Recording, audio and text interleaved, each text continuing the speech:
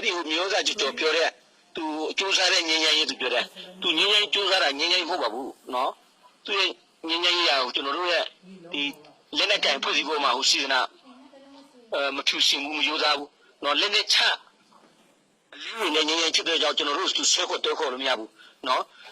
ညီနေကအဖြူလည်းမပါဘူးနော်အဲ့ဒါကြောင့်မသိဘူးတော်လိုင်းသမားမပိသားတဲ့သူတွေကဟိုဆွဲခေါ်လို့ရသွားမယ်နော်ဟိုတကယ်တမ်းကျတော့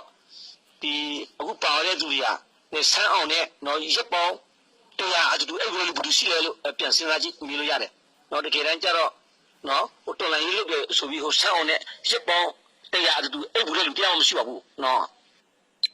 ရောစားကြောပေါ့နော်ဥမာညီလေးကြောပေါ့သူလုပ်နေတဲ့ငញ្ញရေးရဟိုခေါင်းစဉ်နဲ့မကိုက်ဘူးနော်ဟိုစစ်မှန်တဲ့ငញ្ញရေးဆိုတာဒါလက်နဲ့ဆွရေးမဟုတ်လက်နဲ့ချိုက်လူငရေးမဟုတ်ဘူးနော်သူအဲ့လိုလုပ်နေလို့ဆိုရင်နောက်တစ်နှစ်ပေါင်း60ကျော်ငញ្ញရေးလုပ်လို့မရဘူးဆိုတာကျွန်တော်ရေးဖို့ပြောရတယ်နော်ဟိုနိုင်ငံတကာဟိုကုလသမဂ္ဂမှာအရှိမရောစာချုပ်ချုပ်လက်မှတ်ထိုးပြီးပြောလို့ရတယ်နော်ဟိုဆောင်းဟိုလူ15ယောက်ပေါ့ထားတယ်ပေါ့ဟို2008ရဲဆောင်းစစ်တက်ခဲ့တာတကယ်တမ်းကျတော့လေလူ15ယောက်လို့ရှိပဲရှိပါတယ်နော်ဒါပေမဲ့ဒီဆောင်း15ယောက်လို့ရှိဘူးတော့ဟိုအမြင့်ပြတ်ချီမုံလို့မရဘူးနော်ဒီမြောက်ပိုင်းမှာဟာမိတ်ကိုဟောလေဟိုဘယ်လိုပြောမလဲဟိုအမြင့်ပြတ်ချီမုံမယ်ဆိုလို့ရှိရင်ဒီတော်လိုင်းရဲ့နောက်ထပ်နှစ်ပေါင်း60မပြီးတော့ဘူးအဲ့ဒါကိုဟောလေဒီနိုင်ငံခေါင်းဆောင်တွေနော်အတီးတီးဘုချုပ်မြောက်နိုင်လားနော်မြောက်နိုင်တဲ့ကွာပေါ့လေဟိုနိုင်ငံခေါင်းဆောင်တွေနော်ဒီလက်ရှိ NLD အစိုးရဟိုတောင်ရှိတဲ့သူတွေလည်းဟိုစဉ်းစားဖို့သိနေပေါ့ဟိုသူပြကျွန်တော်ထောက်ထားပြောချင်တာနော်2010ဆောင်းစစ်တိုက်ခဲ့တာ15ရောက်လို့ရှိတဲ့ဟိုကြော်တယ်ဆိုတဲ့ပွဲကဟိုတပွဲတည်းပဲရှိမယ်ဒီလားဒီ15ရောက်လို့ရှိတော့ဟိုပြောမလဲခဏတိ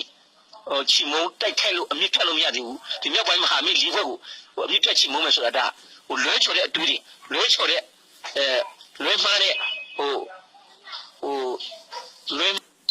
ဟိုအမြင့်ဖြတ်ဟိုချီမုံကြီးကိုပဲဦးစားပေးပြီးစစ်ပြီးတိုက်ပွဲဝင်နေမယ်ဆိုလို့ရှိရင်ဟိုဘယ်လိုပြောမလဲကျွန်တော်တို့ပြည်သူ့ရှိတဲ့လူသားပန်း60နောက်ထပ်အကျွေး9သိန်းနဲ့10သိန်းထပ်ဖြစ်သွားမယ်နော်အဲဒါကြောင့်ဒီတွေးခေါ်ကိုပြောင်းလဲပြီးတော့နော်ဖြူစင်တဲ့ငញ្ញရေးရိုးသားမှတ်တယ်ငញ្ញရေးနဲ့ဟိုအစားထိုးပြပါလို့ကျွန်တော်အနေနဲ့ဟိုပြောမလဲဟိုရင်တွေ့တော့နော်ဟိုတတိပေးလို့ဆိုချင်တယ်ပေါ့လေနော်